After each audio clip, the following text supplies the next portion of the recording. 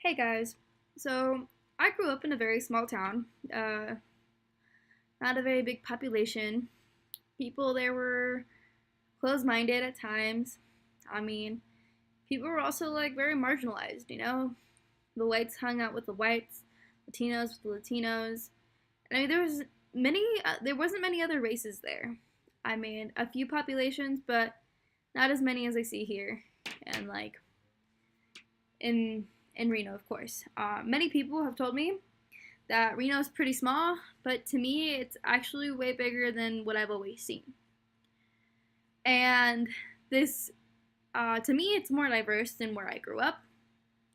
I see more people. I think it's a great thing for me to experience other points of views and how other people see it. And in this development of like coming from a small town, I was also very closed minded myself. And then I took this class. And this class opened my eyes wide. Taking a look at like one of the readings we actually looked at about the Latino ethno racial identity, that one, I I deeply related to that because I didn't want to be myself. I didn't want to be who I was born to be. I didn't like speaking Spanish. I didn't like listening to Spanish music. I didn't like doing anything that related to my race because I was in a white space. But now I think about it, that should not matter because what I've learned is you need to be like accepting first of who you are before you can accept others. And in this chapter of Latino and Latina ethno-racial identity, it spoke about like different cases in your life where you experience why you don't want to be this way and things like that. And one of the first few ones was kind of like denial. Like you're in denial that you're not of Latino descent. Like you are in no way in particular Hispanic. I did that. Another thing was you wish you were white. I wanted to be white when I was younger. I wanted to. I was like, I always wondered why I was darker than all the other little girls in my class. I honestly hated painting my nails because I didn't think they were a good shade on my skin color. Now, I don't care, to be honest.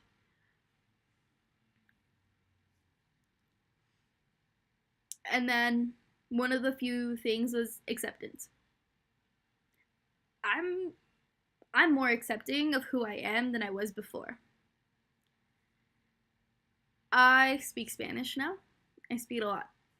Even when my friends don't really speak it, but they like to learn. So, like we just kind of go on a little banter in Spanish. I listen to music in Spanish. I love it. I love the beats. I love everything about it. And this growth came more with this class. Before this class, I was still ashamed of listening to my Spanish music and bumping along to it. But now I accept myself. And this is the growth I've acquired from this class where I am more accepting of who I am. I've learned to be more accepting of who I am. I realize that I still need some growing to do and that I haven't found my full identity.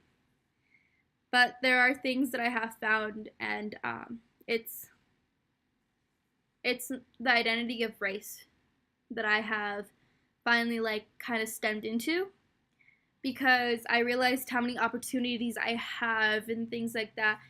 And to not be ashamed of who I am or where I come from because that's what makes me me and it's what's built me up in the end.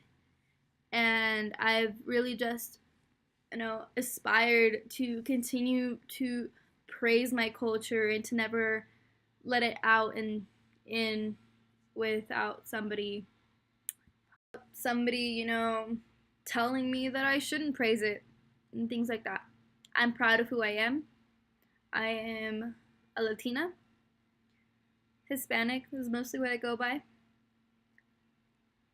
And yeah, I'm proud of who I am.